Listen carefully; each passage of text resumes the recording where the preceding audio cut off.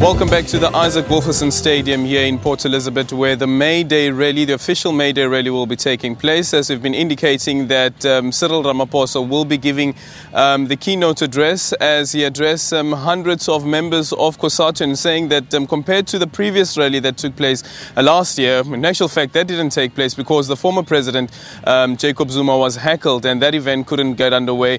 Just looking at the sheer size of this stadium, it seems that this particular rally might be just a bit bigger compared to last year's. But right now, let me just quickly bring in political analyst Ongama Mtika, goes from the Nelson Mandela University, political analyst. Just quickly speak about deciding to bring this rally here. It's a stronghold of NUMSA, of course, NUMSA being a former affiliate of COSATU. What message do you think COSATU is trying to send here? Well, you know, the alliance is fractured in this province.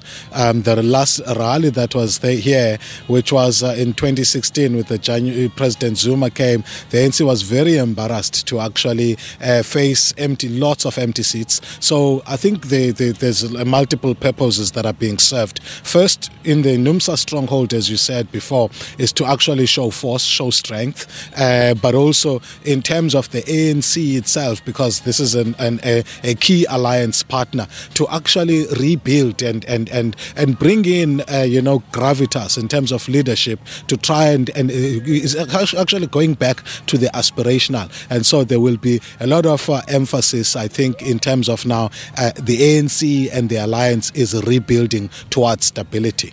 But here's the thing about COSATU, though, is that COSATU was the first tripartite alliance partner to come out in support of Cyril Ramaphosa to succeed the former president Jacob Zuma. And COSATU was, or its members at least, were so brave to heckle the former president. And I was indicating to the SACP head of organizing early on that there are still members inside the ANC as well as inside COSATU who feel that the former president may have been treated unfairly.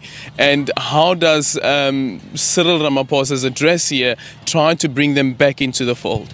First of all, that he got support from COSATU in his campaign was big, because remember, COSATU was strongly in the arms of the former president, and in fact the reason, among other things, for its split was because of its strong, maybe unquestioned support, uncritical support for President Zuma, which is why NUMSA as well as others were expelled.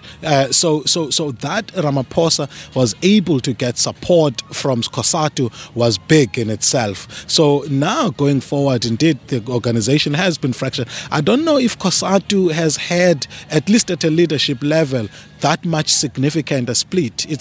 For me, it wasn't. It was unlike 2012 going to Mangaung, where you had two people within the executive that were, that didn't see eye to eye. So, but as I said before, also, I think mending has got to be a key issue, because the organization, the ANC and its alliance, cannot go to 2019 without facing a fractured organization. But also, COSATU needs to do a lot of work. They have suffered a lot in terms of credibility, having been at NEDLAC and signed the living wage settlement, only to have it, Minnesota minimum wage, only to have it, to have the president backtrack when SAFTU got in. So that, there's going to be a need to actually put that into context. And actually looking at that SAFTU march, because they really showed their muscle, they showed their mettle, it was a show of force. Thousands of people gathered out in support of this campaign against the national minimum wage, as well as against the VAT increase, the 1% VAT increase.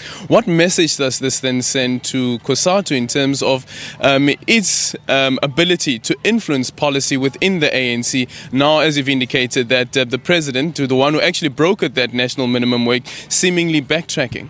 Well, this is something that's something that relates to the decision to have political unionism, which initially in COSATU was not accepted, but when COSATU was announced, it agreed to actually be to adopt this approach that was more linked to the politics and be part of a political movement. So SAFTU, on the other hand, are free, they're independent, and are able to actually push beyond what may be limitations of those who are, in bed with government. It's the same with AMCU, for example, within the mining and construction. So that is something, the relative independence of new unions that are not aligned will always be a thorn in the flesh for COSATU, who's closely linked with the ANC.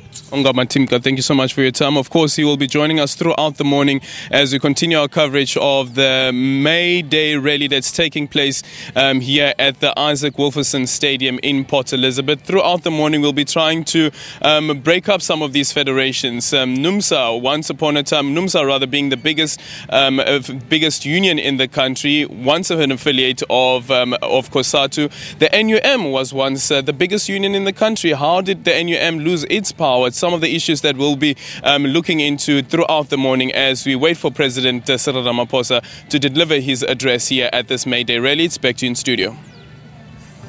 All right, that is, of course, our reporter Aldrin St-Pierre. Our other bulletins will, of course, be bringing you all those May Day rallies that will be taking place across the country. It is, of course, the 1st of May, #Workers' Day, already trending on Twitter. Of course, us